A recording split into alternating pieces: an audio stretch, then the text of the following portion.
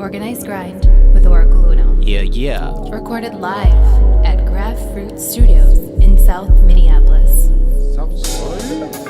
Yes, y'all. How's it going, world? This is Oracle Uno checking in with checking Ken with yet another episode of Organized Grind the podcast. This is episode number 23. 23, like Jordan. And in the place to be is my man Ken C. Why don't you say what's up, Ken? What's happening? Twin Cities, the nation, the world, and all the way beyond. What's happening? Yeah. How's your day been going so far, man? The day is beautiful out. What is it, like 65 in Minneapolis? Man, Yeah. I can't complain. Yeah, man. You know what I mean? Yeah. So, other than that, taking it day by day, That's staying what's up. afloat, bro. Yeah, man. I feel you. So we're gonna, as always, get into some fly hip-hop shit. On today's episode, we're gonna go into the history of the man, the myth, the living legend, Ken C. The coat, man. Yeah, man. So first and foremost, where were you born? I was born in south side of Chicago, actually. Okay. People don't even know that. Okay. And they be actually surprised about that. Like, both of my baby moms are surprised about that when they see my birth certificate. Is that where you grew up? No, sir. That's where I was born. I was born on the south side of Chicago. I have my mom's side of my family and my dad's side of the family. They have big roots down there, from the south all the way up to the Illinois or whatever, Chicago, and that's where like all my roots are from. So Okay. shout out to all my roots in Chicago, but where I was brought up and raised was in Milwaukee, Wisconsin. Okay. That's my first love, man. Shout out to Milwaukee. At what age did you go to Milwaukee? I was literally not even. I was probably 6 months, Oh, okay, 7 months, sure. maybe. You know what I mean? So I couldn't even tell a person what street or anything about Yeah. Chicago. So I don't claim Chicago, but that's where I'm born. Okay. So I can't. When they tell me where I'm from and where I was raised, I say Milwaukee. Okay. So Did you wind up there because of family there, or like I said, my peoples, from my dad and my mom's side, they both have family, all through the Midwest. Like, I got family in Detroit. I got family in Cleveland, Missouri's, Ohio's, Iowa. I didn't even know I had family in Iowa, and in Wisconsin. So in Milwaukee and Chicago, they really, really close. Like, Okay, yeah. it's like a good 35, 40-minute drive there. It's like, from like St. Cloud to the Twin Cities type thing. You know what I mean? So it's like, it's real close. You can go there pretty much. That's where a lot of traffic can be going on and all that. So Okay. my mom's and my dad, they went to school there, and that's how they ended up having me, Kendrick. Okay. All right. So can you remember your very first hip hop experience? Was it a song? Was it a party? Like, what was your first memory of experiencing hip hop? My first memory. I have like no uncles, bro. Okay. I have nothing but aunties. My grandmother had four daughters, and I'm the first of the oldest. So I'm the oldest grandchild from the first daughter. You know what I Okay. mean? Yeah. So, but my aunties, they were like men. So I used to always be with them while my mom was in school. Like, she was the graduate valedictorian and all that, trying to go to college and all that, but had me and, had pressure. This is what she was telling me. It was pressure, I couldn't handle it, so I let your aunties just take care of you. And they loved it. They're like, yeah, let me get little Kendrick, so they'll take me everywhere with all these boys and all this and all this. And I would hear nothing but beats in my head, just beats and beats and beats. And the first thing that encountered with me was Run DMC. Bro. Okay. And I don't know, I'm probably sounding like an old head right now. I don't care, but this was a good time in my life. Yeah. Run DMC, man. That I think it was Run's house.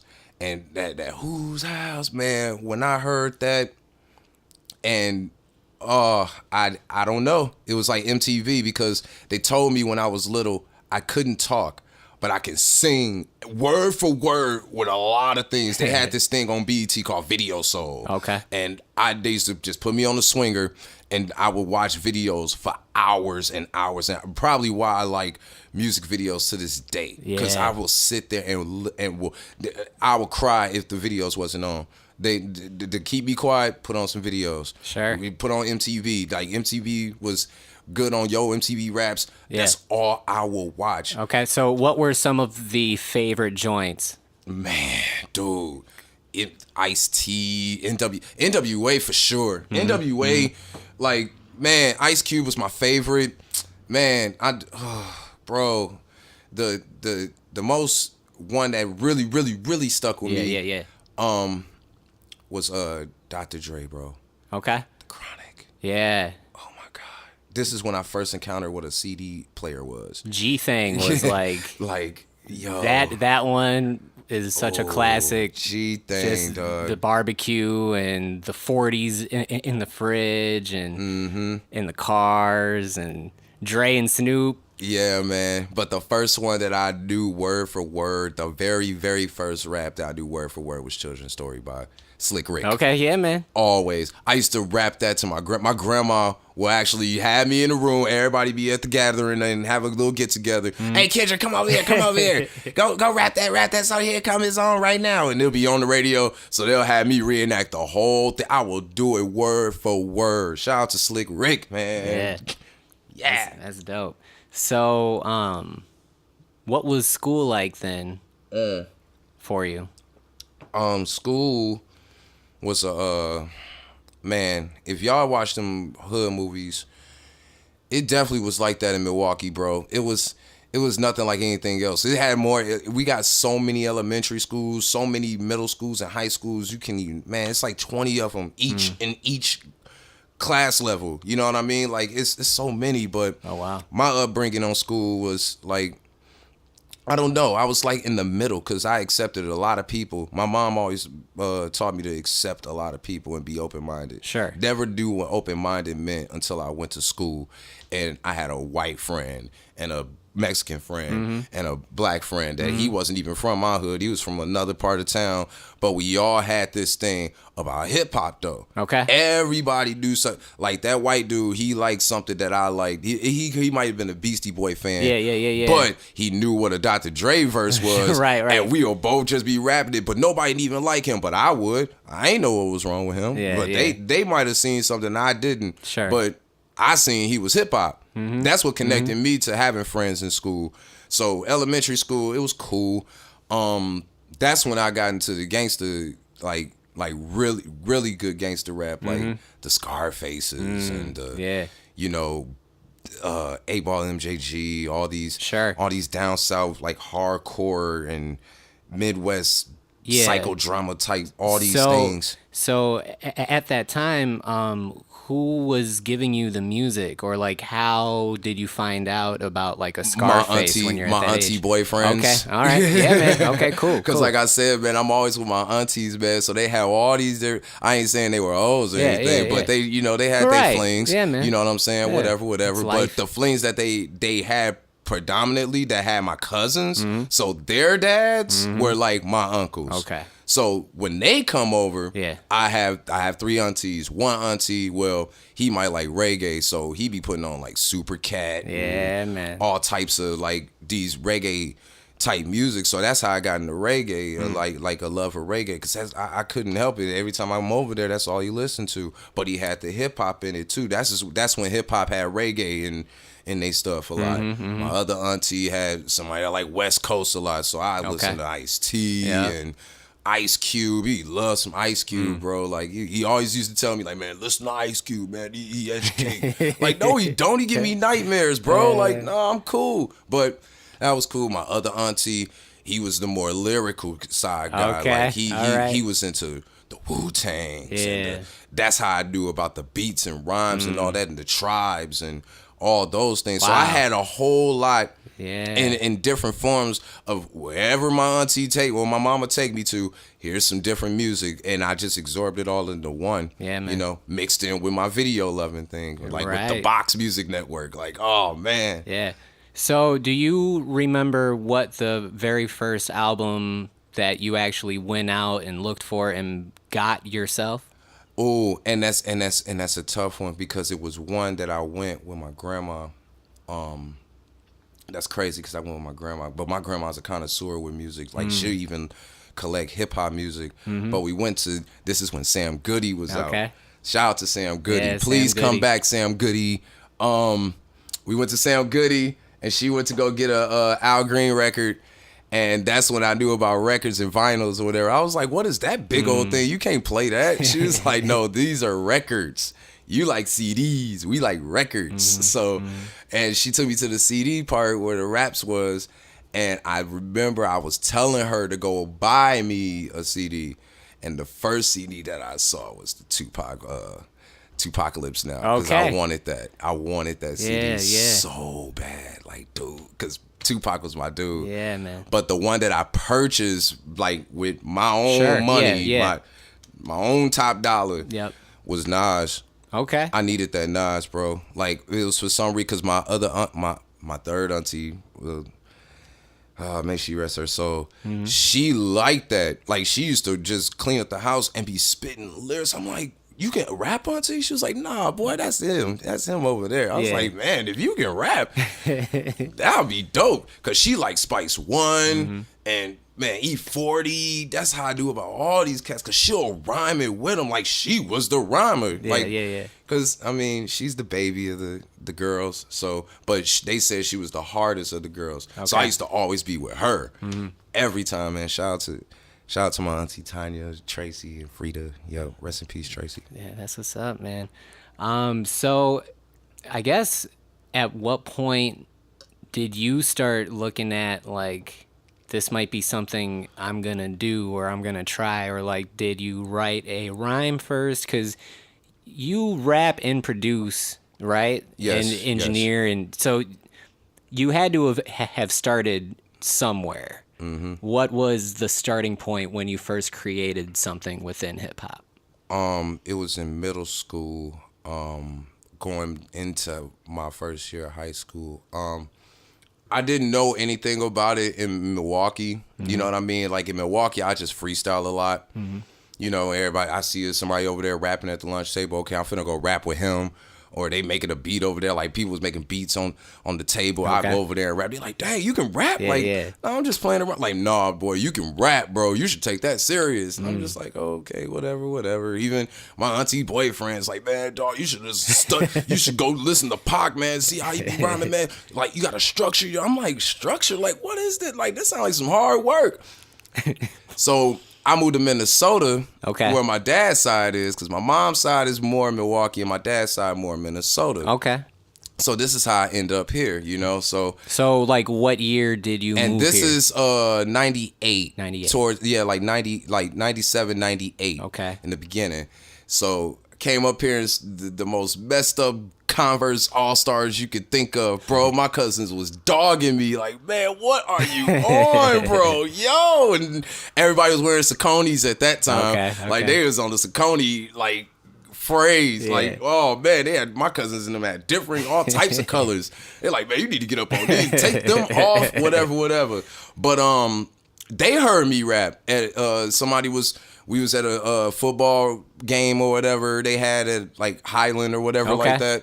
So that's where I was going to. I was going to Highland. So you went to St. Paul first. Yeah, I went to St. Paul first. Okay. That's where my dad was. He was right on the east side, right on Case and Arcade. And I was like, man, they heard me rhyme at the football little rally. They had a little cipher there or whatever. So I thought I'd go over there and just play around. Yeah. And that playing around came into a battle.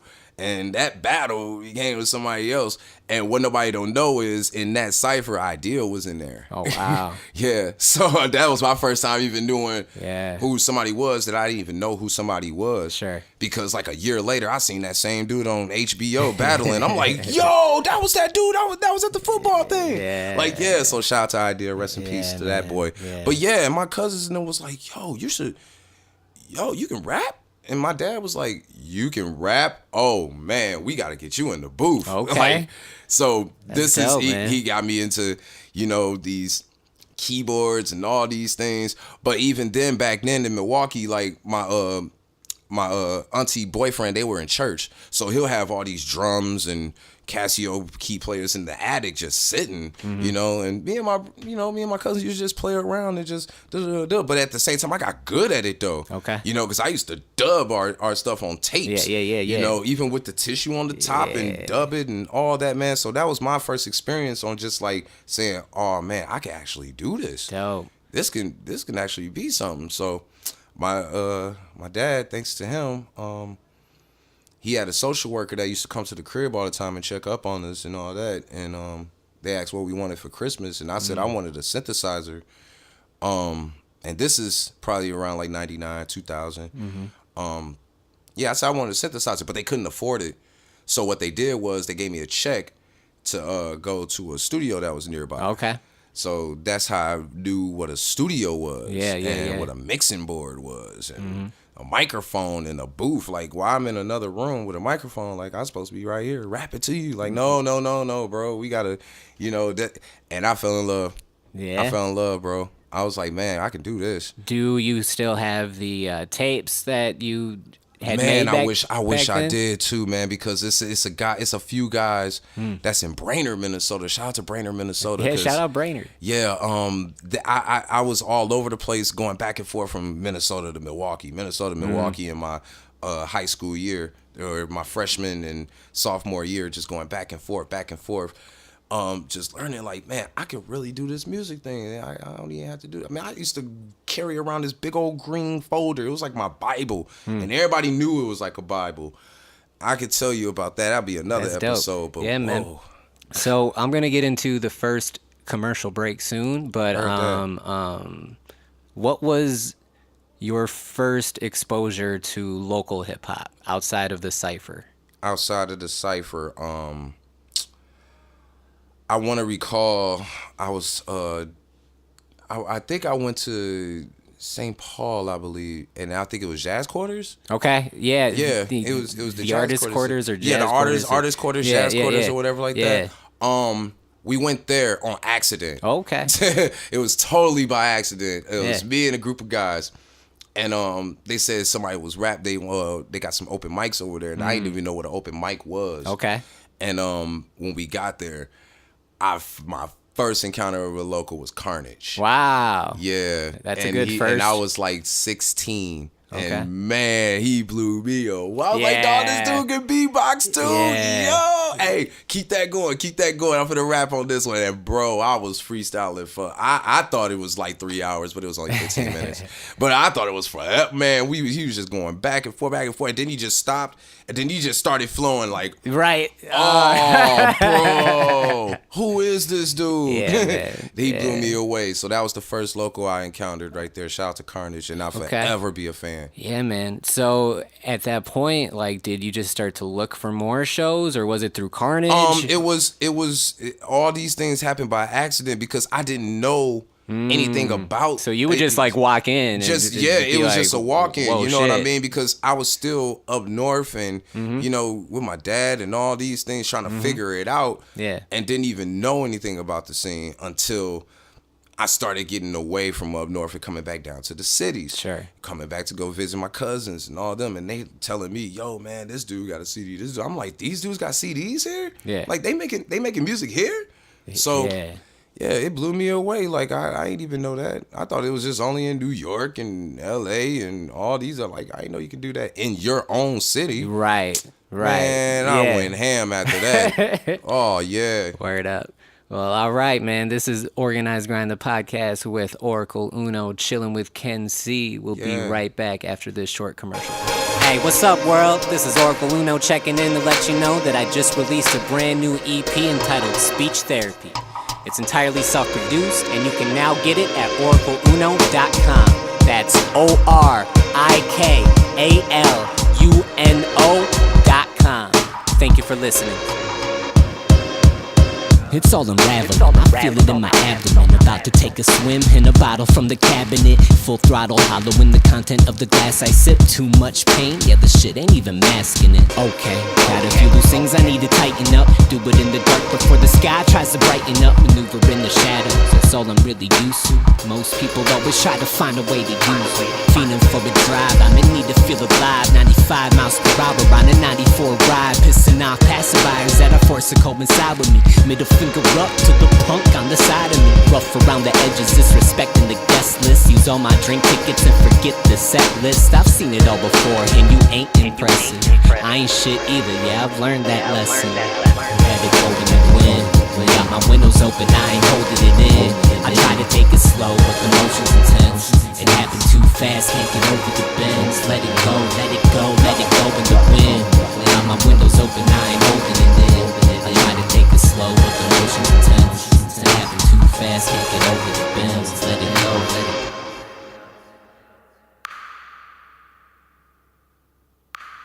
My vision hazy, yeah, I know I'm living crazy though. Yes, y'all. This is Organized Grind, the podcast with Oracle Uno, chilling with Ken C, episode 23. Yeah. So we were just getting into the history of Ken C, where he came from, how he got to the Twin Cities. He let's see here. He had just started to get into the studio for the first time. Yeah, that was in Brainerd, man. Man, and that place is still open too. It was like a studio slash dance studio for like the little kicksters or something like that for the school. But they had a nice little studio in there. They ain't even never did rap in there before me. That's dope. So it was an experience for them and an experience for me. Yeah. And for that point, they showed love though, and they never had that in that town. So they need to start giving me credit for that though, because they've been getting a little slacky on there, and it's a new age of people there right now that's overlooking that part. Like, sure, I kind of opened the door for y'all up there to actually do some hip hop, because they wasn't taking that. They barely had black people there, you know. So we took advantage of it. It was like our playground in a way. That's dope. At that time, because we knew all the hottest chicks. They had all the hottest parties, big mansions. We driving their parents for Corvettes and Rovers, and we did all that early, and we didn't even have a record deal. You know what I'm saying? So this was like our playground. So it was like something we rapped about. We rapped about what we was living right there in that little dinky little town of Brainerd. Right. We didn't care, but we was still in Minnesota, repping where we was from. I had another surrogate family down there too, of another black family there. Okay. So my pops kind of like left me alone there for some reason, and they brought me in. So long story short, that was my first rap group.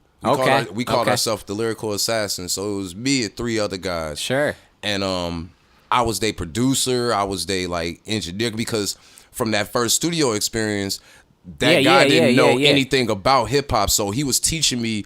Like, man, he couldn't even. He was like, where can I start? Like, you want a beat? I'm like, yeah, I want a beat. He was like, well, I can't make a beat. Right. So this is how I knew about the program that I'm still using this day, called Sony Acid Pro. Okay. So he got me into this in the thing right there, and then even Fruity Loops. Like, he was like, well, I got this program called Fruity Loops, and this is in like 2001. Right. You know what I mean? Almost 2002. So I'm over here speechless too. Like, okay, well, show me how to do it. He was like, well, they got loops, and I ain't know what waves was. None of these things. But as we kept going back to the studio, we figured like this is what we gonna do. Yeah. So we picked up on everything. Got ourselves our own computer. Go ahead and just got our own little lab in our own little dinky little apartment room. We in the townhome making beats, making, you know what I'm saying, got the mic on the closet, and boom. And even with our first mixtape, we was in Brainerd High School, we sold out. We pressed up at least about like 500 copies. Nice. Went to the Best Buy, got some CDs, pressed them up, and they were selling. They was supporting. Right. That was our first experience of knowing like, man, this can be a business too. Like, man, we saving up the money so we can get another computer. We saved up enough to get some speakers, monitors, another better mic. Yeah. It was like our playground of what we needed to know when we get to the big city. You know what I mean? So that's how I knew about everything that I know now about the engineering process, the mixing, and all those. Just hanging out with these dinky white folks. I ain't care, and they ain't know nothing about it. They knew about hip hop, but they didn't know how to create it. Right. So here, us black guys go, it sprinkled into this white town. Knowing how to rap. Hey, y'all got the equipment, we got the bars. Let's help each other. Right. And it worked. Hell so yeah, man. shout out to Brainerd and everybody that y'all know who y'all are. I ain't even got to name y'all. Y'all know who y'all are. Sad but true. It just it's always one person that got to mess up the money. Right. So as far as the other people in this rap group, where are they nowadays in 2019? Yeah, one of them just got locked up. Shit, both of them got locked up. My other one right now, actually, he's about to. I don't know if I mean, it's too much business. Long story short, he'll be in the cities as well. Okay. Cause life is, as we rap about, sure, it takes a toll on us, man. We still out here. We still out Sure. here hungry. We still out here grinding like everybody else, man. We ain't out here on Hollywood, but we damn sure know how to rap. Yeah. So as you're getting the gear, as you're getting the computers, as you're getting just all, like, you're gathering everything that you need to now be I'm functional. formulating. Now I got it. I got this. So what happened then? Because it seems like when I first started to see your name, you were attached to some pretty large shows, and it seemed like there was a very large wave behind you. What was the transition from, all right, I have the gear gathered now, to now we're actually doing some shit with the rap? There was a club in Brainerd called Tropical Nights at the time. Okay. And there was a DJ there. It was a couple DJs. And they were really good at their craft, man. And they got money. And they put a lot of stuff behind them, man. They had the systems and everything. But one of them, his name was Ryan Filer, stage name DJ Menace. He actually started SkoolBoy. Okay. He's the reason SkoolBoy even exists. Okay. But before it was SkoolBoy, he was the DJ, and I was just little Ken C up there with my crew, trying to get up in the club. Okay. And we did get in the club. Like I said, it was like a playground to us. Yeah. This is 21 plus. We ain't even 21 yet. The oldest one in our squad was 20, and we in the rinky dinky strip club in there. Yeah. We in the club drinking, all that, because they knew us. We was the rappers. Boom. Yeah. Boom. Yeah. Let us in. Bam. Had our little leeway. But long story short, DJ caught wind of the music like, yo, man, we keep telling them every week, play this, play this, play this, play this. Now, Brainerd is pretty small. Mm-hmm. Eventually, you gonna catch up on this. And so he did.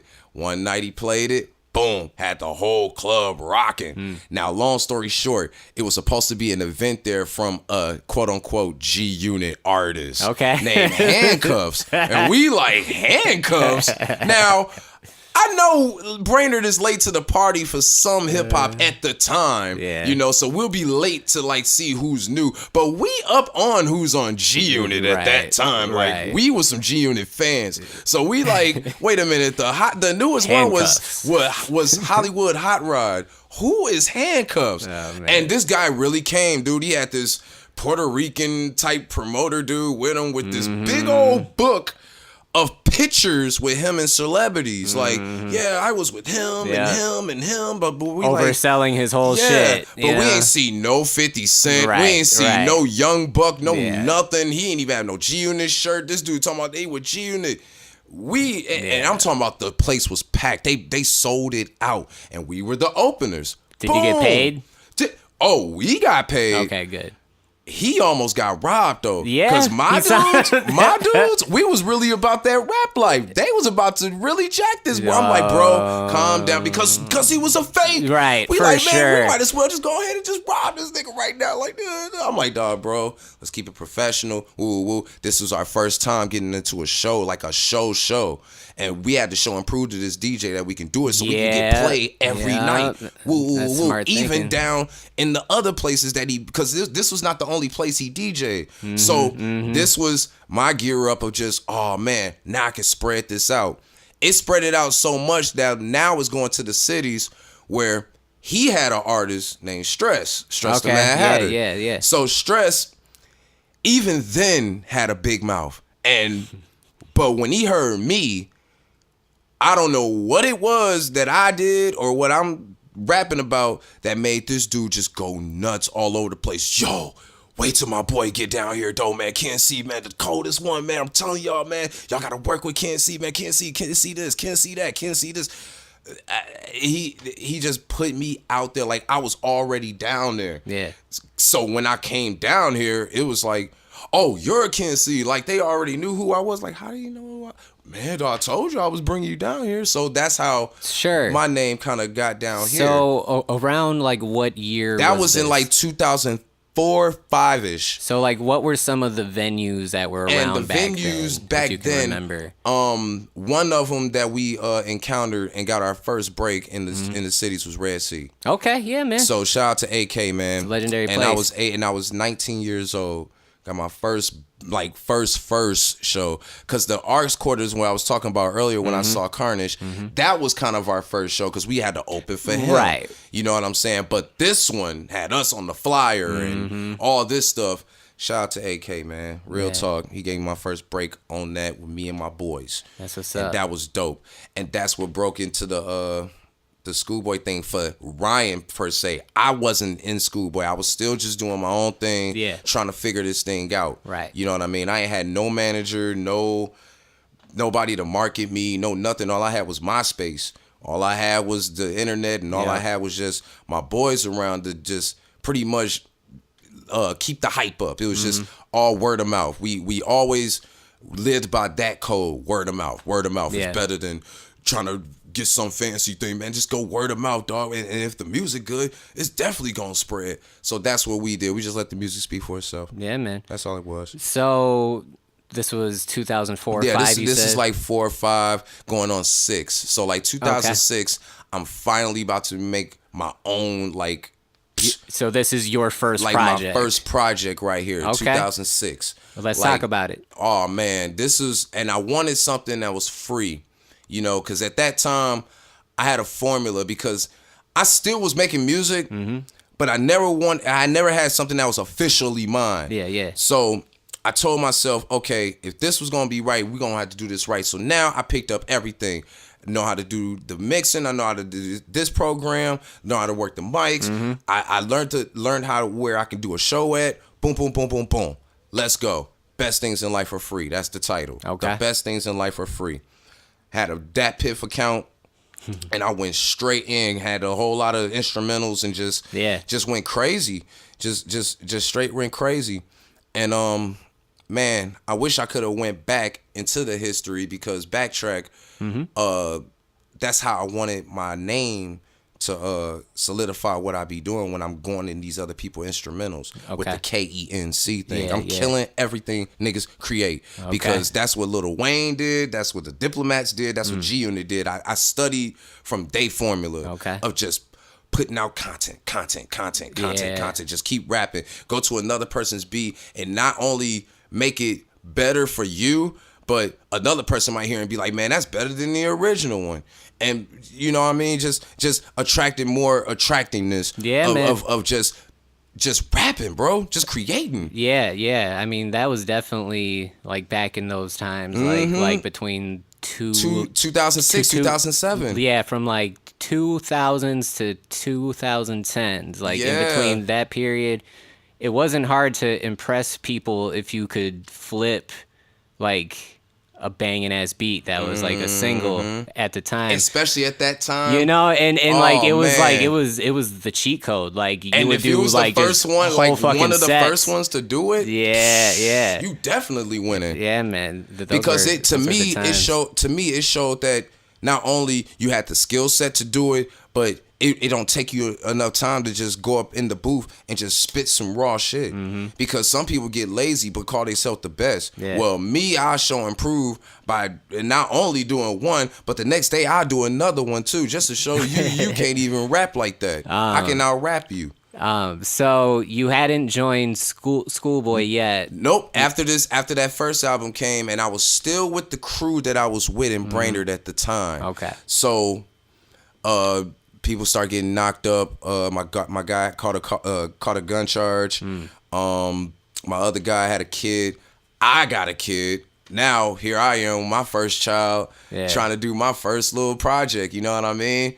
And things change. things had to go left field, and now I got to go to Fargo. Okay. So now I'm in Fargo. Oh, all right. And at that time, this is now 2007 to between 2007 2009. Okay. I haven't wrote a rhyme. I ain't pick up a pen. I didn't go into computers making beats or anything like that. I was just focused on this kid, you know, because I was scared that if I kept continuing on my dream, here she go, taking my baby away from me. And I got to go through all these things that these dudes be rapping about the child support and fuck your baby mama and all this shit. Like, this is my first experience of this. Yeah. Like, dang, I got to go through this. Like, man, I don't even know what I want to do. It's hard to balance now my dreams and now trying to make my relationship in real life work to make everybody happy. Right. You know what I mean? Right. So now I'm in Fargo with this. Okay. But in between that time, I could say when Kanye put out 808s and Heartbreaks. Sure. That was like my that album talked to me. That's not my favorite Kanye album. Sure. But at that time, that album talked to me. Okay, so let me segue into the influence that goes into your music. Now, besides the music that you had heard when you were young, heard that. Who were some of the modern day influences that you could be like, the Ken C formula could have some of this or that within it? You know what I'm saying? It seems like you're a pretty big fan of like the larger productions. The larger productions are like the Kanyes and the J Dillas and all those. But I'm a really goofy guy though. Okay. On the low, like I love my goofy self, so I'm like more of the Busta Rhymes and Ludacris's. And those animated. And like the Slim Shady's Redman, like me and the other DJ down there in Brainerd named Rich Lee. He was like a Redman scientist. Like this dude will always pick me up, bumping Malpractice. Ain't it Malpractice? I think it was one of those CDs when he was like a doctor, and it was like the Def Jam 2000 type shits. But anyway, that man, he used to bump that "What's Up, Doc," all that man. We used to always like to study those rappers with those witty simile type things. So I always wanted to put that into like my formula of just the wittiness. Like, yes, I can be serious, but I'ma also have that wittiness to keep you intrigued like a Busta Rhymes would or a Ludacris would. You know what I mean? Because Ludacris is like one of my top fives, if you ask me. Who don't else? know. If you were to just rattle out, like, not even top DMX, 5, but whoever DMX comes to mind. Beanie Siegel, Joe Budden, like I said, Luda, Busta, Redman, people like the down south dude, man. What's my man, dude? I was just listening to him the other day, and I was just like, dude, y'all is sleep on my boy. Because I can definitely hear like a more like Texas, Houston style. A lot of people say that too with the South thing because I used to listen to No Limit a lot. Okay, all right. And Cash Money and all these street got 3-6 and all these dudes. But then when they hear me, it's like, man, you sound like you listening to Wu-Tang all day and Gangstar and all that, man. Like, cause you like those dusty beats, and I do. I love Dusty Loose, but I love hip hop. Right. Period. Right. Like, just the beat. If the beat moves me, I love it, man. But I also like the wittiness and making people smile at the end of the verse. Yeah. At the end of the day, you ain't gotta cry. You heard something in there that gave you a twinkle or a tickle. Just even when I'm serious. You know what I mean? That's what I always want to leave when I'm formulating my skills. So with people like the Ludas and the Busters and the Bismarckies and the Slick Ricks and all these people that I grew up on with these animated videos and the animated rhymes, but they could still be serious. Yeah, those are the guys that I compare myself to. So were you more of an album guy or more of the single download? Songs? I love my albums. I love the albums. I love singles is all I like when I'm watching videos. Yeah, anybody does, because you got to have the good single for those. But when I'm like want to sit down and listen to something, I listen to the whole thing. Cool. what handful of albums then, if so, like say something happened, right, and like a meteor hits the earth, and like all of the data is just deleted, but only a couple of album MP3s, right, of the whole album existed still. Like, what are some of the ones that you would wish survived? Can mixtapes be involved? Sure, man. Yeah. Because, man. Projects. Ooh, projects. Let's just call them projects. Because before we get into that, that's what I call my stuff. I don't even have albums or mixtapes. No one knows what to call it nowadays. It's I call them projects because it's it definitely is a project. This is your homework. This is your project. Yeah, man. You know what I'm saying? When you're in the school of hard knocks and you're a student of the game, as a student, you have to work on a project. Yep. Which can be an album or a mixtape or an EP, but at the end of the day, a collection of songs, it's your project, cohesive collection of songs. Exactly. So projects that I would want if everything was gone, everything crashed, oh my God, every MP3 and WAV file. Don't take away Equipment from me. Okay. Please don't take away Equipment from me. That's a good one. Please don't take away the Good Kid, Mad City from me. Don't take away College Dropout from me. Don't take away The Chronic from me. Doggy Style. Yeah. Don't take Doggy Style. You can take Chronic. Don't take Doggy Style. Don't take Doggy Style. Right. Don't take Ghostface Supreme Clientele from me. Man. Oh my God, please. Don't take I even take it's so many, bro. Yeah, like, I mean, I think that's good right there. Oh my God. But, like, don't take if they take Doggy Style away from me, I'll go nuts. Cause Snoop Dogg is like he's like, they said Jesus and Ronald McDonald is like the most famous figures. Yeah. He's gonna be third. Man. He's definitely gonna be third. You know how like in like files when you're like doing something in a program and something like that, and the file isn't linked right, and it'll like play and it'll just be blank because the link's not there. If that album didn't exist, like a lot of my childhood, like the music behind it would just be blank. No. Like if Doggy Style was gone, it would just be like the audio, or it would just be like without, just silent. I probably so much would be missing from my memory files if that was a lot of things would be missing from our memory files. If Me Against the World was gone, a lot of people from our mystery files. Yeah, because Me Against the World shaped me like. Even just Do or Die, Poe Pimpin' shaped me. Man. Twista Adrenaline Rush. You take that away from me, just Twista Adrenaline Rush alone. I don't know how even started rapping. Speed Not Mobsters, man. Because I studied that album. And even back in Brainerd, man, from my Saracen side, shout out to this guy named Robert Epps. He was a guy that was he was like my mentor when it came to breath control in the booth. How you say, he taught me what an ad-lib was. I didn't even know what an ad-lib was, or what a double up was. Like, stack your stuff, stack my vote. Like, but then he'll be like, all right, let's go to the crib. I'm gonna show you what it is. Right. And he'll show me a CD from King Sandman. Shout out to King Sandman. King Sandman, for sure. And we used to love, because he used to love how I tongue twist a lot. Because when I first started rapping, all I did was tongue twist. Just really wanted to and really try to formulate different pockets, of flowing. And he will say, now watch how he pocket that one. And did he punch that in? You could tell he punched. I was like, what is a punch in? Yeah. He was like, just stop. Tell him to keep you going, and then boom, boom, boom. Because we in the studio over here going for hours on one verse. Right. He go in the booth, and he's like, hey, yo, stop me right there, stacked it up. I'm like, what is you doing, bro? He's like, yo, I'm teaching y'all how to record. Right. So shout out to that man, Robert Epps. That's dope. You taught me well, brother, and I'm killing him. That's dope, man.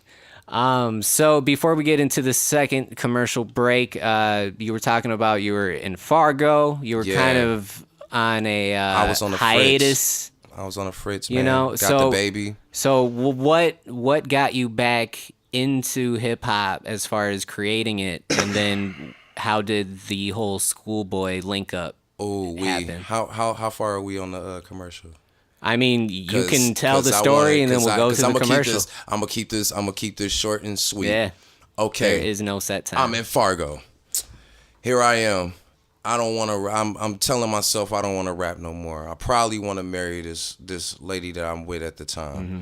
Got the baby, you know. I'm loving this lifestyle, man. I'm getting rewarded for love every day for being a father, than being rewarded for being a rapper. Yeah. And I'm loving that part, you know. And I didn't want to do it no more at that time. And like I said, 808s and Heartbreaks came out. It taught to me, man. It made me like really look inside out of myself, because I didn't know what I really wanted to do. Rapping is just, this was what I was really good at. People are good at playing PlayStation and Grand Theft Auto and go to plenty of bonus levels. Sure. Me, I can do that with rapping. I can go to plenty bonus levels with this, because I have all the time in the world now with me being with my son. Yeah. But nothing just came up. I couldn't think of anything. No beat came about. Nothing, no melody, no nothing. It was just my son. Now, my brother at the time, he was messed up in Milwaukee, and he called me out of nowhere. And I don't know, it could have been like in 09, going on 2010, but I know it was in 09. He called me. He was like, man, I'm fucked up, bro. I need somewhere to go. Now, at this time, we just got a new apartment going into Fargo. Just got a new apartment, 2-bedroom, whatever. I'm like, cool, come through. He had his girl with too. Bring him through. All right, we chilling. 6 months go in. We all living woo-de-woo. He sees my computer. Yo, bro, you still making music? I don't know. Whatever. But then I get a call from somebody else. Ryan, out of nowhere. Yo, bro, man, it's been a minute, man. Dang, man, where you been at, man? It's hard to find you. I'm like, yeah, I was just in Fargo, man, with my son. Shoot, whatever my son goes, I go. You know what I'm saying? Yeah. Whatever. He's like, yeah, so what's up with the music thing, bro? I'm like, man, I ain't doing no damn music, man. Yeah, man, stop playing, man. Anyway, man, it's a show coming up, bro. I'm finna come get you on it. Okay. Like, he just ignored the fact that I got feelings. I'm changing. Right. He's like, yeah, nigga, whatever. Anyway, there's a show coming up, bro. We finna go down, man. You down? You know, I got this SkoolBoy thing. I'm doing my rock, because at the time he's like, I'm like, SkoolBoy? Yeah. He was like, yeah, man, SkoolBoy, whatever. I was doing it like a year after you left. You know, so it was like 2007, he started the SkoolBoy thing. But at this time, he was working with a rock group like called Moxie Dix or something like that, or something. Yeah. Whatever the fuck they name are. Whatever y'all are, I'm sorry for because they're a local. Shout out, y'all. They were a local group here in the cities. Okay. So he were managing them and doing shows with them. And I remember he was telling me that he had the label. So I'm like, okay, cool, whatever. Now, at the same time, my bro right here looking at my computer, dusty in the mother, like, man, wipe that dust off, man. Man, I used to listen to your old stuff, back in the old stuff. I was like, word? It was like, yeah, man, I ain't know. You know what I mean? I didn't even know he even had it. He was like, man, I go to MySpace and check it out. Don't think bro don't know? So it gave me a little, tink. Yeah. And then, at that time, Wayne was just killing it, man, with the mixtapes, just killing it, bro. And that kind of gave me my thing, because I still like the music. Trust me, I'm still a fan first. Right. You know what I mean? Yeah, but you're not actively thinking of rhymes and beats and none of that. Yeah, right. None of that stuff. I've totally been there, man. So he actually challenged me. Like, no, I don't think you still got it in you, bro, because you gotta rap like Wayne. You gotta rap like, you gotta get them bars up, bro. Like, I know you do it, but you gotta be cold at this. Yeah. And when he said cold, I was like, ooh. See, that's why all y'all always describe my bars as cold. Y'all never say it's the best. Y'all never say, oh, this is my favorite. Y'all always say, man, that shit was cold. So I used that moniker. All right, I'm cold. So Ryan was like, man, you should go ahead, get you an EBK. I know what that was. Sure. Get you an EBK, get you a bio, man, get you a logo, man. You need something that says, this is you, Ken C, something. Yeah. So with the logo that everyone can see, and if anybody want to check me out, the logo that you see represents my first love for hip hop.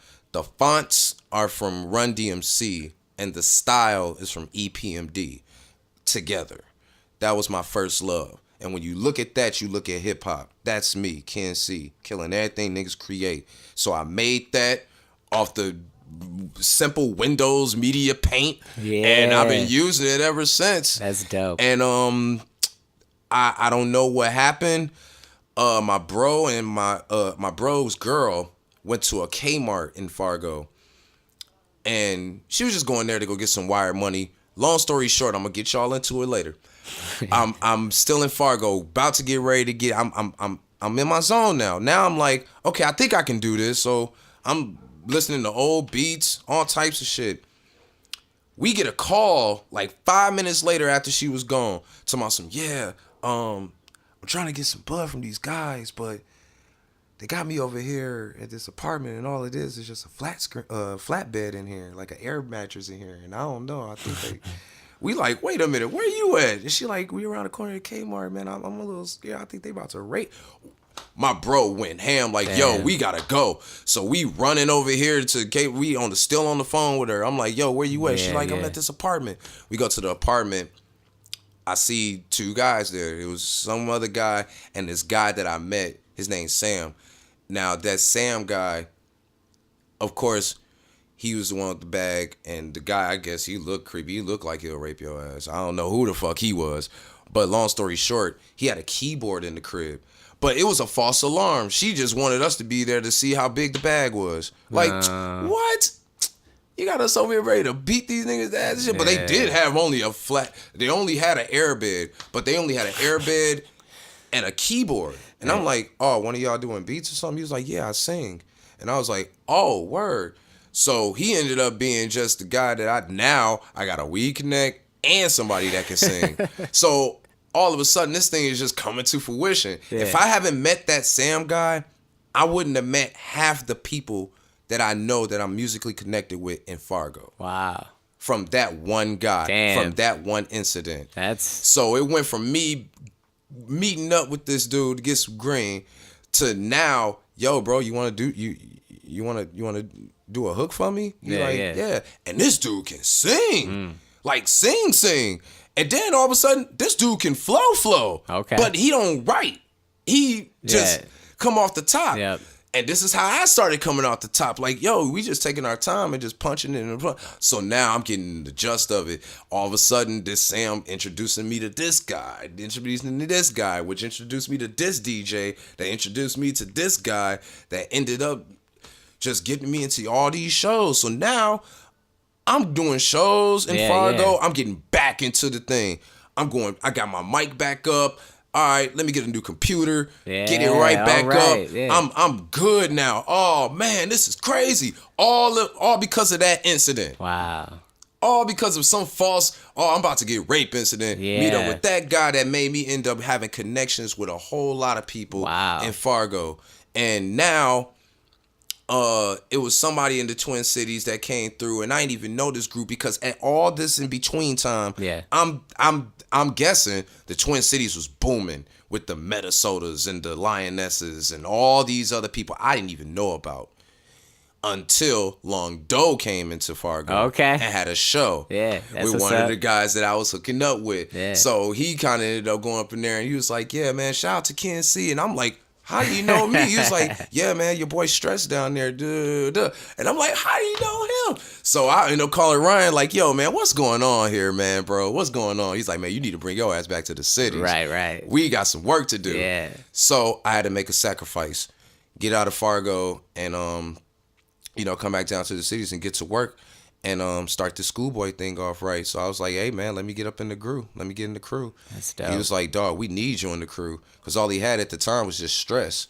So Stress was all on board. He was yes, we got the rhymer. Yeah. We good. That's you tight. know? And they had another rhymer too with him too, Juju. So shout out to Juju. So it was Stress, Juju, and Ryan. That was SkoolBoy before I came in. Okay. So here we are, 2010.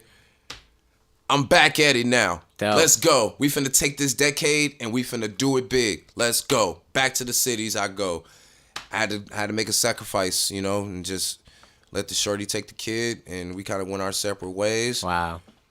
Here I am. Let's go for the dream. Word. Now I'm in the cities again, 2010, 11. Dope. All right. So we're going to leave it there. We're going to go into the second commercial break. We'll come back. We'll find out what's recently been happening in your career and what to expect. And then we'll do this lightning round and wrap it up. So let's do it. Organized Grind, the podcast with Oracle Uno with Ken C, episode 23. We'll be right back. Yo.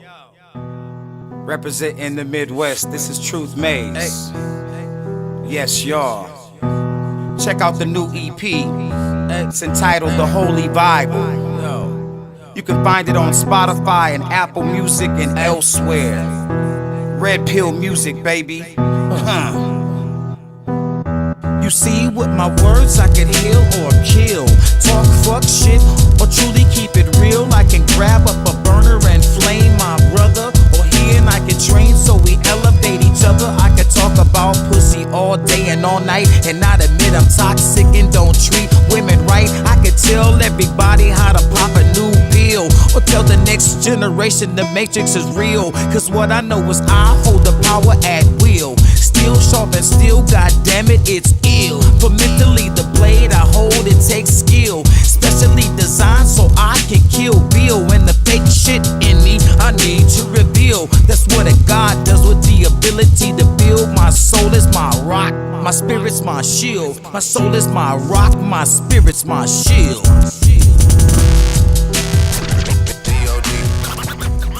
Yes, y'all. This is Organized Grind, the podcast with Oracle Uno, kicking it with Ken C. AKA Contagious 23. That's right. So, it was funny when you were talking about Long Doe when they came into Fargo. Yeah.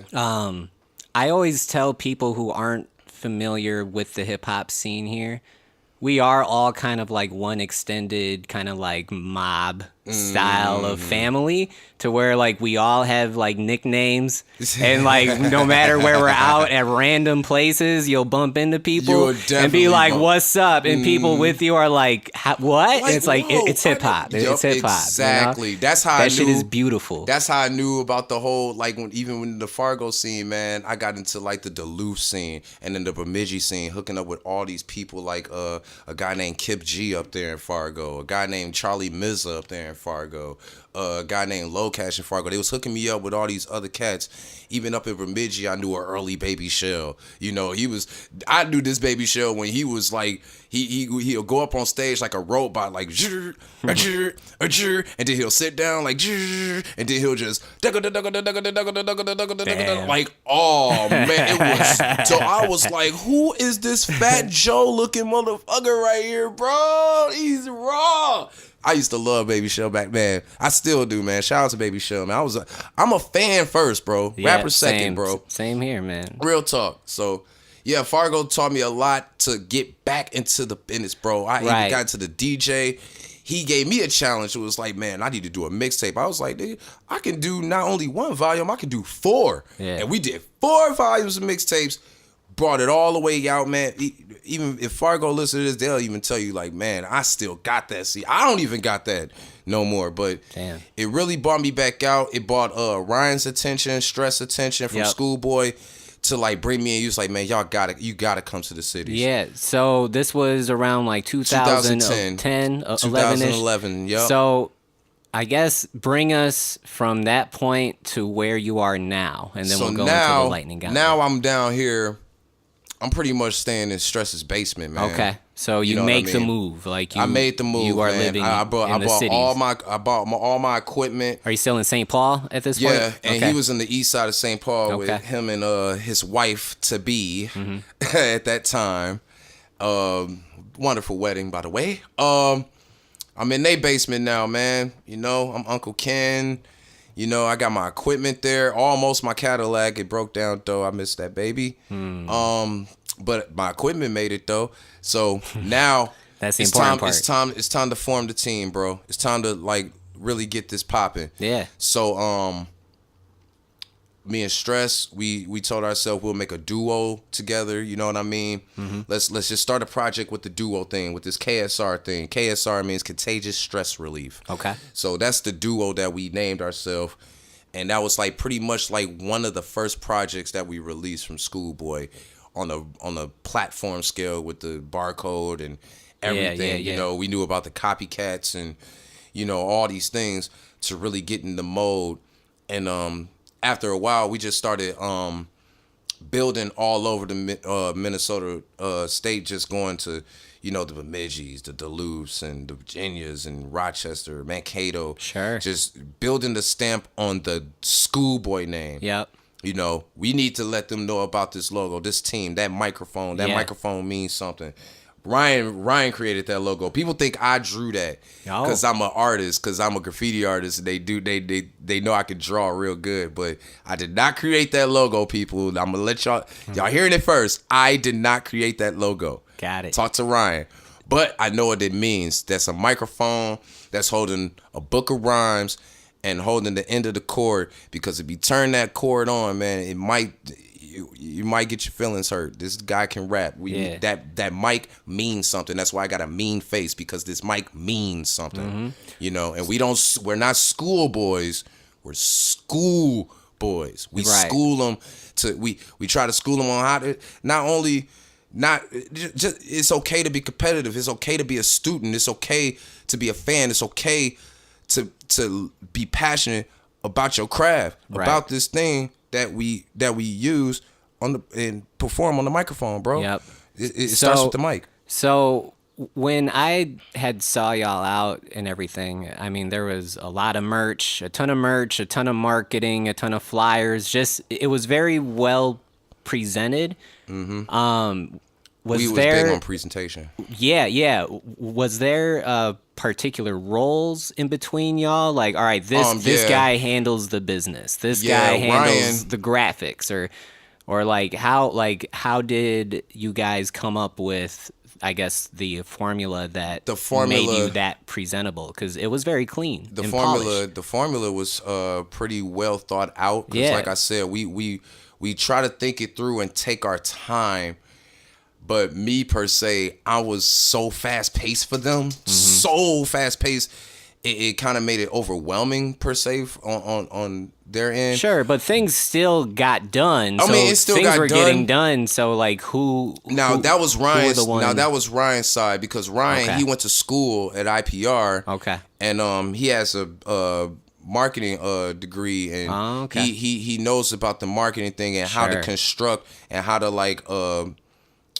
put together events and put together, because like I said, he was a DJ as well. Yeah. So he Okay. still did the DJ thing. So he still That's had a connections good thing to have with all within the these crew. with all these clubs and Yeah. all these things. This is how we do of a Prince Carlton and Pledge Empire and them, you Yeah, know, okay. and all these Shout other out to them, they're promoters. dope So too. shout out to Pledge Empire Yeah. and all them. So early on, we're getting all these shows, and we didn't even care if they were rinky-dink shows. We had something. Right. We had to build a resume first. Yeah. We told ourselves we can't be out here talking about we're the illest crew with no resume. You can't just go out here and just call yourself the hottest crew in the city with no type of When you're not no hot type of with at all. no credentials, no album, no You haven't even nothing. You started gotta the have fire something yet. present this thing. Yeah. So we had to start and take baby steps. So Ryan, he'll make sure everybody get on their toes. Okay, not only you gonna produce, but I'm gonna produce as well, and I'm gonna build us a booth. So this is our foundational spot to record everything. Y'all can do whatever y'all want to do at Ken's spot, but when it's time to make our move and make our projects and whatever, we going here. We have our blackboard where we write everything down. We're big on That's writing dope. everything down. Yeah. Write it down. Don't think about it and just spill it out there. Hey, that spill might be something. Write it down. Oh, write that. We always saying write that. Yeah, so yeah. it's all about just when you talk about it, let's really do it. You know what I mean? A lot of people can talk and talk and talk. Man, we had so many people come to us saying what they can do for us and what they can distribute here, what they can, you know, how many competitions that we done been on, and, you know, to take trips to Denver and Portland and Yeah. Miami and all these things. Like, we were really traveling, you know. Our first tour that we even been on was with Aquafresh. You know, Okay. from Longdo. Yeah, you know, shout that was out our first, Aquafresh. and that was Rez Rap's first dope. tour too. Wow, So it was okay. so it's a Schoolboy, Rez Rap, Longdo. A lot of good people. Like, it was a great tour. I Yeah, even man. filmed it myself. So Okay. y'all can go on YouTube and check that out on the Schoolboy thing. So Okay. we really thought it ahead of the game with the, you know, get us a .com, get us a website, get us something where we can have a marketplace where people can put in their carts and, you know, give out just the content. Content was the key for us. Content, bro. Because that's what a lot of people was lacking at that time. Content. But when we were coming up, here it is teeter-totting to where everything started to shift because the Drake situation. Like, Can it you made... explain that? Now, I'm going to say with the Drake effect. The Drake situation. The Drake situation. When Drake came out and got that mixtape that's So Far Gone, it changed everything. Okay. I think I can see that. Especially on how the new wave of things working now. Now it ain't about, okay, let's put out a mixtape and it's gonna work. No, because he put out a mixtape and this getting nominated for a Grammy. Yeah. And it actually sounds like an album. You Cohesive production.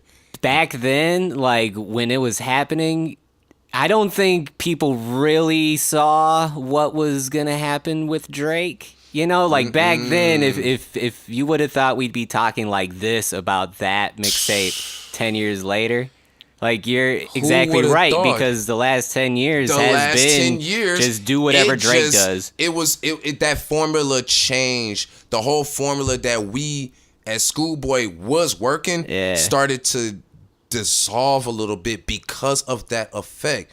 Now, if you ain't got the Twitter, the Facebook and all this, because at that time, like, Ryan didn't even want a Twitter. Right. I'm like, well, we need a Twitter. Yeah. That's where the actual reach is. Yeah, like now it's like the streaming thing is coming up. Like people ain't trying to get no CDs anymore.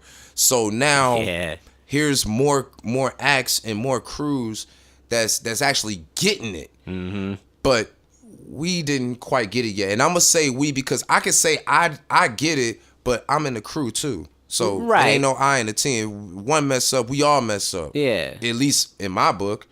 So I don't know what happened, but real life started to kick in. Okay. Now this is we're doing it, man. 2011 to maybe 2013, maybe, because in between there we all had an album. We had at least about maybe 8 people in the squad. Okay. That was all artists. It's a lot of people. That was a lot of people to manage, but and a lot produce, of and make sure they're all getting the attention they need. And I was in that basement with Stress, putting in a lot of work. Stressing out with Stress? Stressing out with Stress.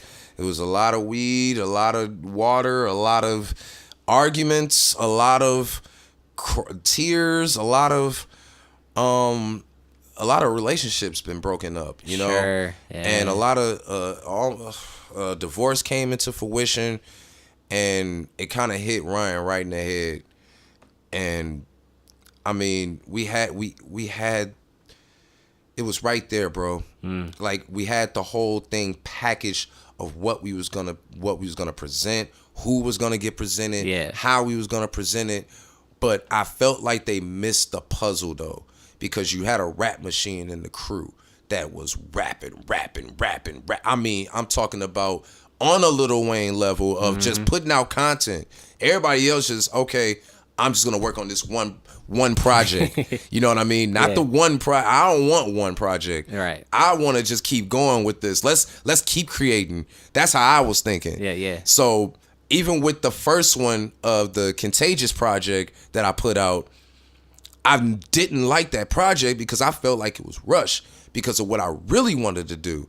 So to the common fan, when he listened to it, he like, yo, this is a dope ass CD. Yeah. But what he don't know is it was kind of rushed. Like I had these beats and I had these songs for a while, but it's still a good project for me though. Yeah, man. A project is a project. Right. But it's not my best ones, I can say. So then throughout the schoolboy days, what would you say was the highest accomplishment or like the biggest highlight on the highlight reel from the schoolboy days?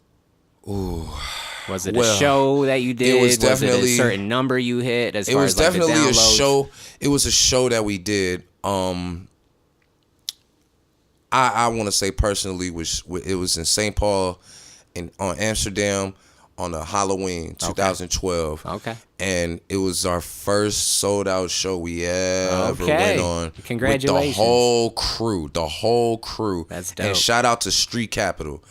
They was a crew at a time that had the billboard up too. They had a big billboard in St. Paul. And I didn't know any other artists besides like Big Wiz and another cat that I know. Yeah. But they were like one of the first ones to have a billboard. Yeah, man. and they were just promoting the show. Yeah. But they were promoting the squad as well. Right. And our logo was, I'm like, yo. Damn. This Do you have a photo of that from when it was up? Oh yeah, Okay, of course. good, Stress is the type that his role was the writer, the take the notes, take the pictures, keep the memories, keep everything intact, bro. So he's the one that needs to write the book. Yes, about exactly, because he knows about the book. Okay, He was the got one you. that he's pretty much partake the mascot. Okay.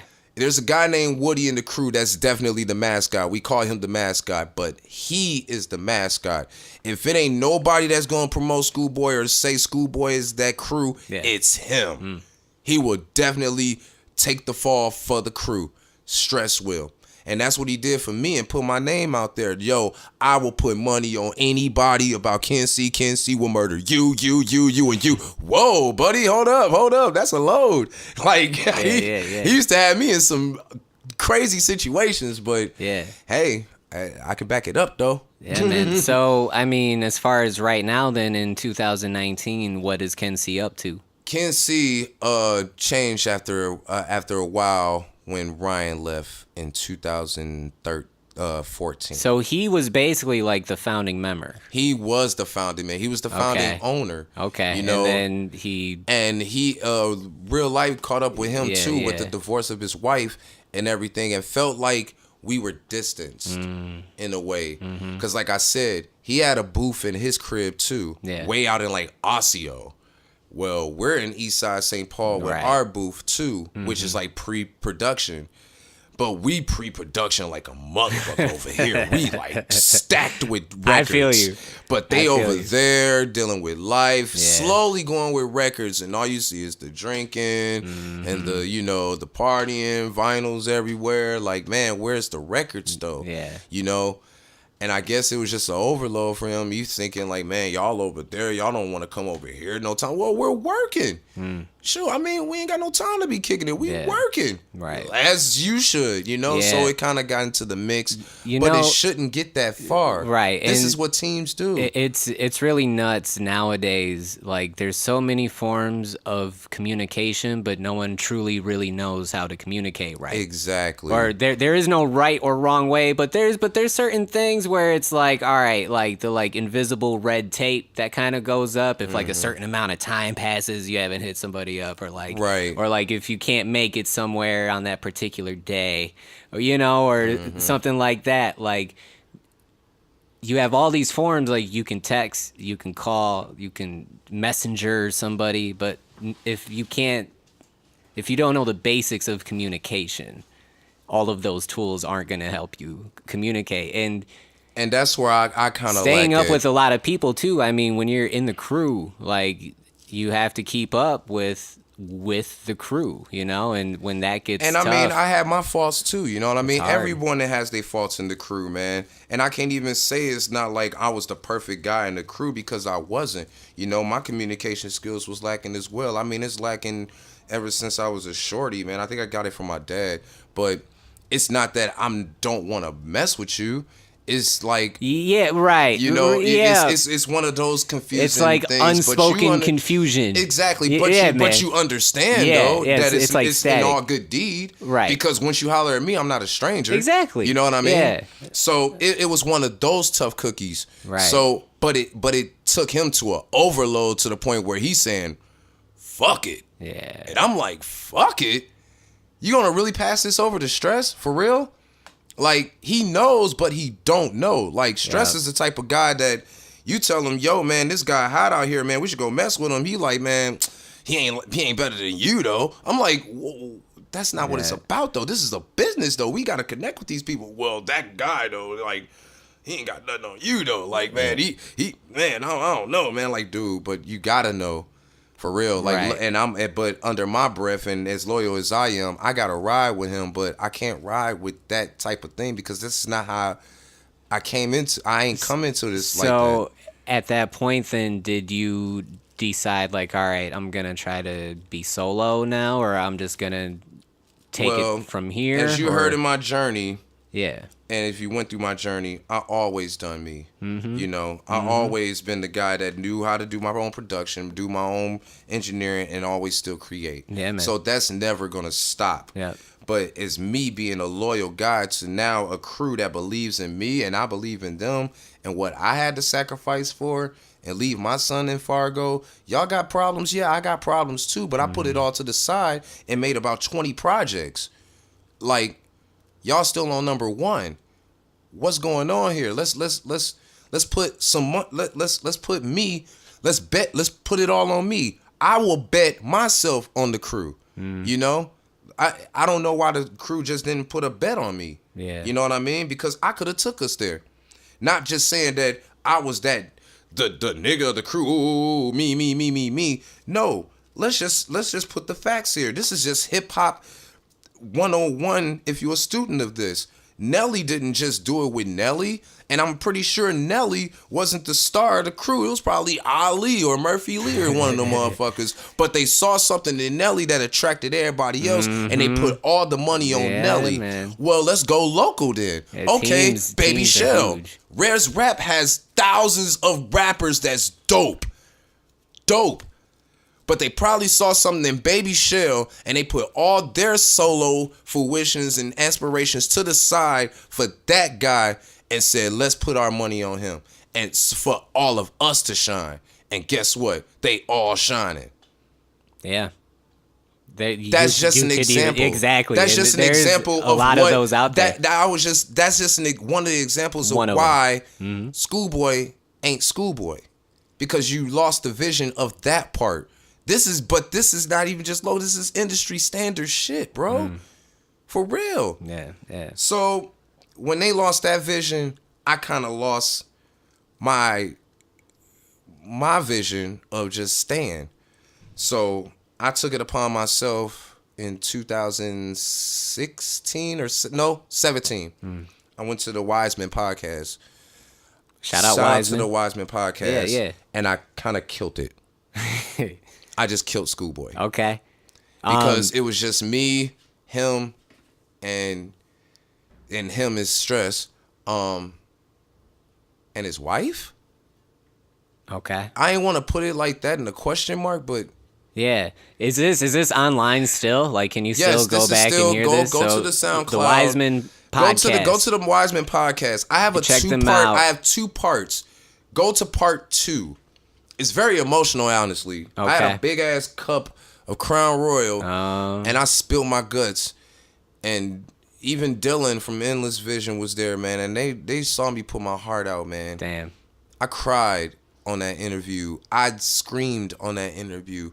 I deaded Holy SkoolBoy on that interview. Wow. I caused a lot of problems after that interview. Huh. Like, even I'm gonna with have my, to hear this. like, I've never it's crazy experienced this. because I got frustrated. I got really, really frustrated. Like, is this something that I did? Like, is it if it's something that I did, please let me know, because I need guidance too. I can't just keep battling myself, telling myself in this mirror, yo, this is your dopest verse you got. I can't keep having Stress putting me out here like I'm the coldest guy in the world, when the coldest guy in the world ain't even got the team and function to help me be the coldest guy in the world. Yeah. You're not even up on it, bro. Like, it broke down so much that I had to break down and just dead the whole thing.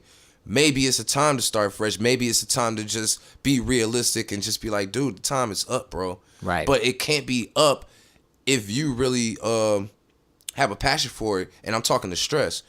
If you really think this SkoolBoy thing is still a SkoolBoy thing, you can still be there, because technically you're still the artist. I just got into it, but I'm going to still always be Ken C, because Ken C never lost that vision. Yeah.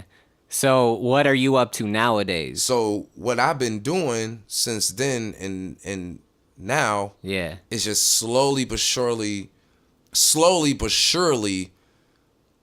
keep putting out content, but not as much. But I want to take my time to break out to something new. Sure. And the new thing right now is in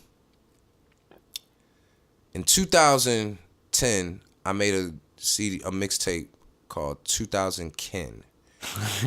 Yeah. Okay. And I told myself on the beginning of that this the decade I must bring everything that I got. And I felt like SkoolBoy took away everything that I had for me to just break down and start off a clean slate. So when 2020 comes, now here's a new guy. Okay. So if you don't get any music 2019, please believe it's worth the wait for 2020. And you might not even have Ken C. You might have Kendrick Cole.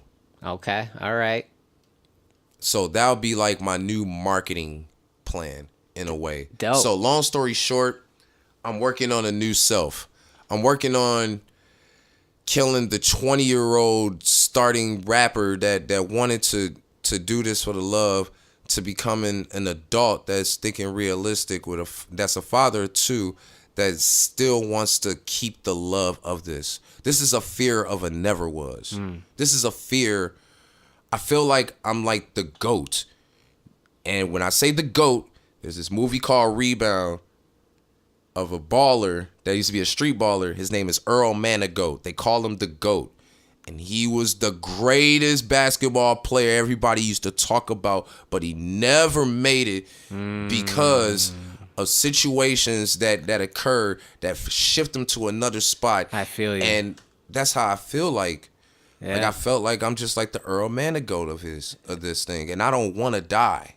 Yeah, right. I mean, and that's the great thing about being right now is that you're not dead yet, No. and you're still functional, and you still have like a classic album in you, and you have a lot of them. And it's from two rappers that I think that did that to me for this generation. And his name is Kendrick Lamar and J. Cole. And if you take that Lamar and the J out, you get me. Dope. Kendrick Cole. So yo, just to have some fun, like if you could get beats from any producers, either locally or nationally, who would you love to get some production from? First of all, Alchemist. The Alchemist for sure. Okay.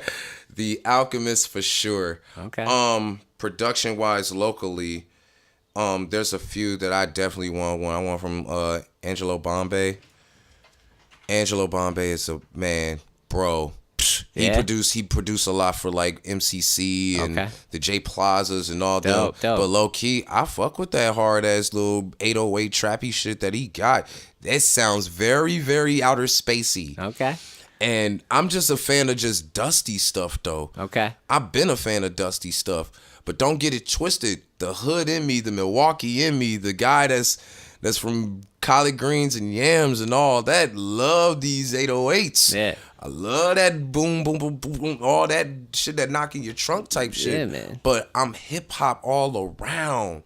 I don't like when people try to like diversify the whole Right. and try to break it down to Right. like, oh, this trap rap, this white rap, this crack rap, this something rap.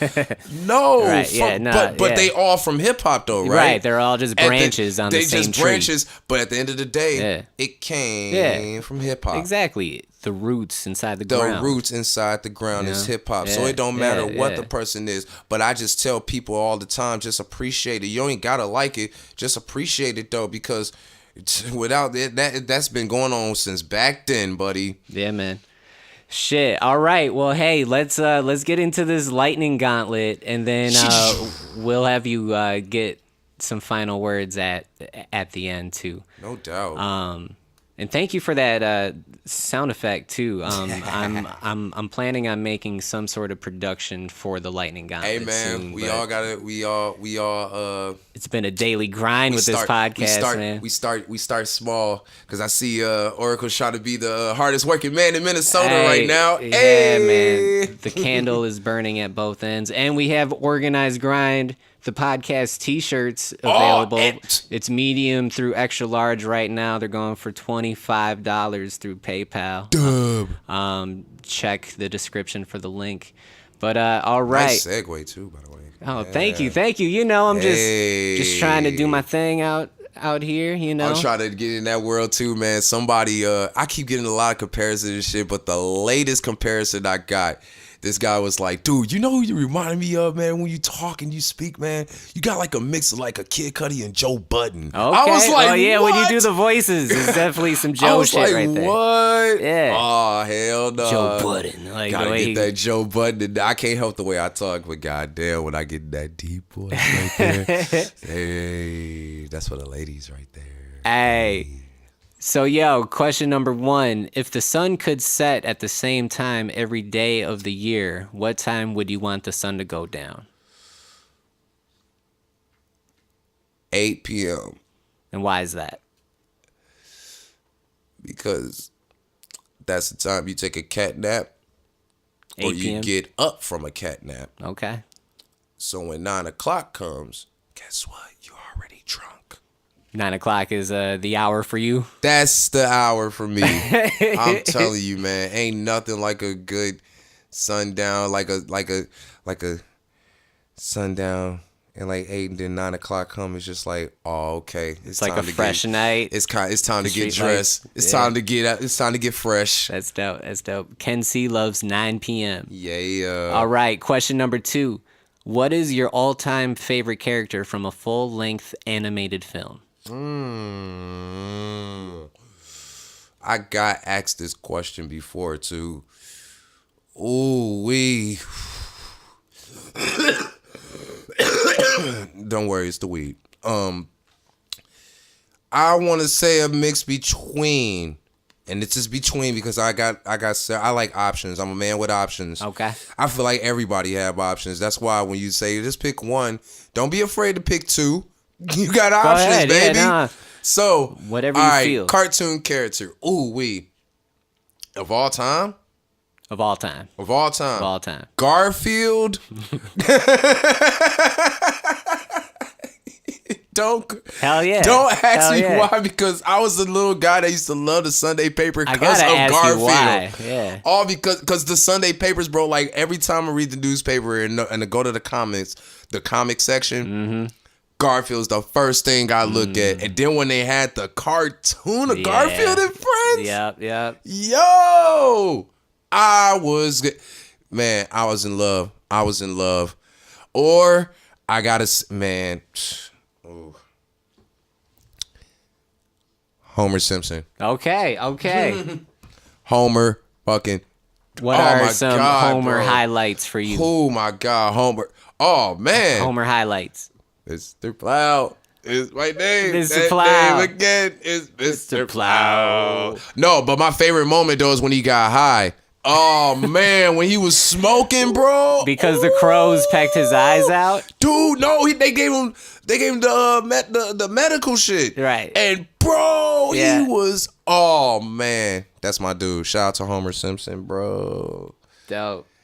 And that's the answer. Pledge Empire's question, because they got a little podcast as well. I'm sorry Okay. for shouting everybody No, podcast go out. ahead, man. It's But all- yeah, it's all love. they over here with this They're question now of like, who's the best TV dad Okay. of all Okay. time? I think I saw and that I today. said I want to say Homer Simpson, bro. Homer is definitely. Homer Simpson is definitely up definitely there. up there. So All yeah. right, man. Here's a good one to end with here.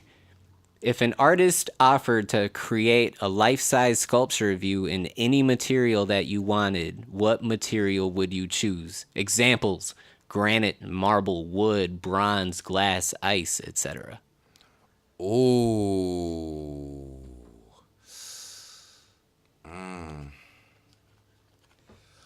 Always said, because I got it from Nas though, and I know Nas got it from somebody else, but hip hop raised me. Like hip hop is Hell yeah, like man. my father figure as growing up. It's always been my father figure. Yeah. And each one of these artists played a role in my life. I'm right and there with you, Nas is one of them. But when you said to be something and just be remembered, I always said if I die, and he said this too, if I die, cremate me and put my ashes and make it into a diamond ring Okay. and give it to my son so they can see me shine every day. Wow. That's what I dope. want. So that's dope. when I die, give me into some ashes and make 2 big diamond rings Okay. and give them to my sons. It's gonna shine forever, and they better not pawn it. And that's real life with Ken C. Yo, man. Facts. Yo, thank you so much for coming through the podcast. Thank you for having me, yeah, bro. man, of course. Thank you, man. We go back a very long time. Yeah, and, man. And Grassroots it's almost is like definitely. Y'all please support this, bro, man, because he really put his heart into this shit, bro. Thank you. And I support people that put heart into their shit. Yeah, same here though, man. I mean, For real. at one point, like you had offered, like, hey, like I'm gonna throw all of my music in one big zip file for free to download. And I downloaded that joint, and that was the first time I was like I had known that you had been out here doing shows and like the mixtapes, but when I got that massive download and actually listened to all the music, I was like, this dude makes a lot of really good music. I love my content, bro. And I just like, love different concepts. Something nothing just monotone, man. Right, and like the show that you had us on at Honey, where you went like the Kendependent night. The Kendependent night, you went like 3 hours. And Back to back to back. Hashtag you wasn't there. You know, I'm and I telling mean you. like, and it was strong material. Like, But I love those settings that and people. I want to tell artists something. When you have a show where there's 5 people, 10 people, it's not over 20 people, and it's not under 3. Because you got a bartender there, you're gonna have a sound guy there, and you're gonna probably have a friend there. So those 3 gonna count automatically. Yeah. So say for instance the other 4 came in, and that's all you got, bro. this is real life shit. Please treat it like you have 10,000, bro. Exactly.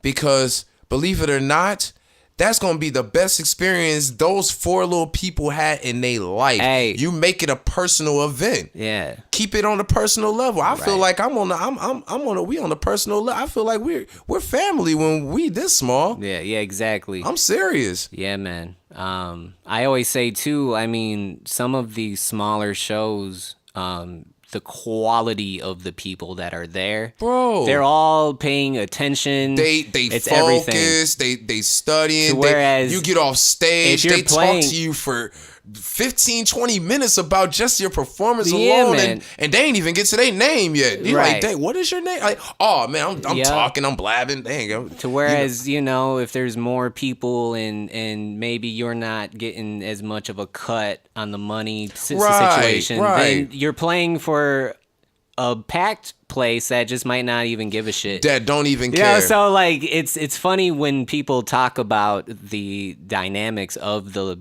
small show versus the big show, because there's pros and cons no matter what. And way I you appreciate, cut but it, you a know? guy like me is cut from a different cloth, and I Yeah. love those type of shows more. Yeah, man. Maybe because I'm used to it more. Hey, It so relaxes be it, you definitely but a it lot definitely more. relaxes me, You can and have a it's little not more a fun. practice. Some people call that a practice. Yeah. I don't call that a practice. Yeah, I just nah. call that an intimate experience. Yeah. Now I'm just intimate. I feel like I'm performing for just one person. Okay, it's fine with me. Yeah, that man. shows your sportsmanship of the game. Yeah, That exactly. shows your sportsmanship Your craft. of the craft that you have. Yeah. You're critiquing your art.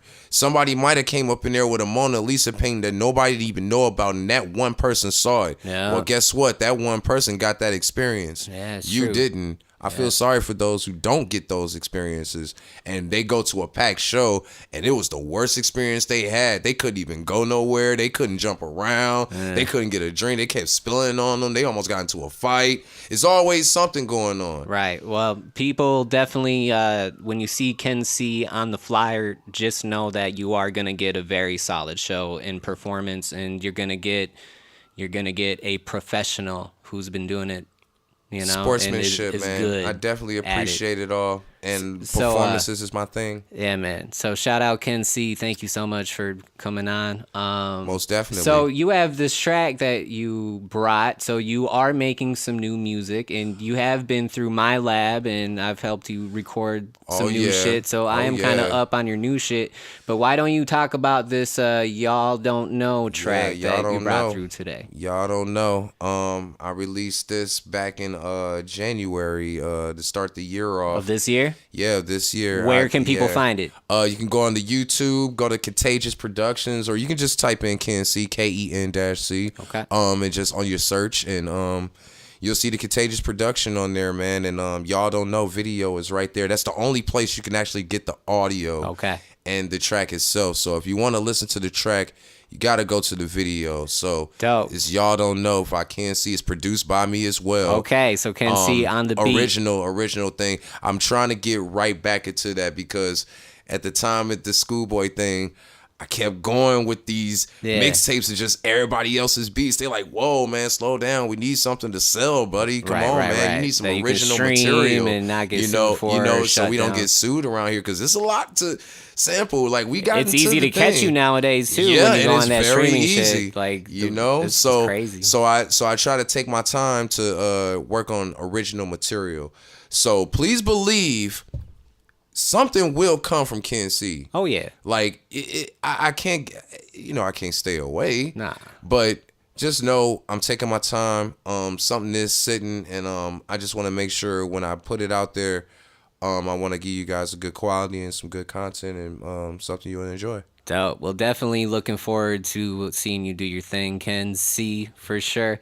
This doubt. is Ken C. Y'all don't know. This is an Organized Grind podcast exclusive. And nobody has this either. Oh, shit. Bang. Yeah. Right here. Yo, this has been episode 23 with Ken C. I'm Oracle Uno. And I am Ken C. Thank you so much, brother. And thank you, Twin Cities, too, man. Y'all organize yourselves and get up on the grind, bro. Hell yeah. As always, peace and love. Organized Grind with Oracle Uno. Y'all don't know. Recorded live at Graph Fruit Studios in South Minneapolis. I'ma keep this shit a buck and just discuss a couple of things that y'all don't know. For a while, my mind been stuck in a sucking place that y'all don't know. There are things inside my brain that I want to say that y'all don't know. Like, why the fuck that I can't get a break like rappers today that y'all don't know? Maybe because I'm from a place that y'all don't know. I've been on the east side of St. Paul since 98 if y'all don't know. Y'all might see me on your Facebook, but there's pages y'all don't know. I'm doing my best to try and make good with some faces y'all don't know. Already traveled state to state in different stages, y'all don't know. I made a name and paid a way here in this game, but y'all don't know. Lately, life for me has been dangerous. Shit is crazy, y'all don't know. I'm so contained with all of this pain, I'm full of rage, but y'all don't know. Stay away, cause there's a dark side of contagious, y'all don't know. Might catch a case and do some hard time in the place that y'all don't know. I'm guilty by association with a gang that y'all don't know. The reason why I'm so deranged, you think it's safe, but y'all don't know. It's been 15 years since I've been in this career, but y'all don't know. To keep it real, I just wanna quit and disappear, but y'all don't know how much I've sacrificed just to get myself a deal. Right now I'm broke, make me cut off one of my friends like I can't deal with y'all no more. Y'all might know that kid from Compton, but there's a Kendrick y'all don't know, who can rap just as well with an ill, incredible skill that y'all don't know. Wanna do something new like act or open business, y'all don't know. As far as music goes, my collection is tremendous, y'all don't know. I don't fuck around with a thought cause I might pop up with a kid that I don't know. Then I end up paying child support and then kicked out without no home shit, I don't know. It is what it is, man, I suppose. I be that nigga who goes see the judge and smell like piff while I'm in court, but y'all don't know.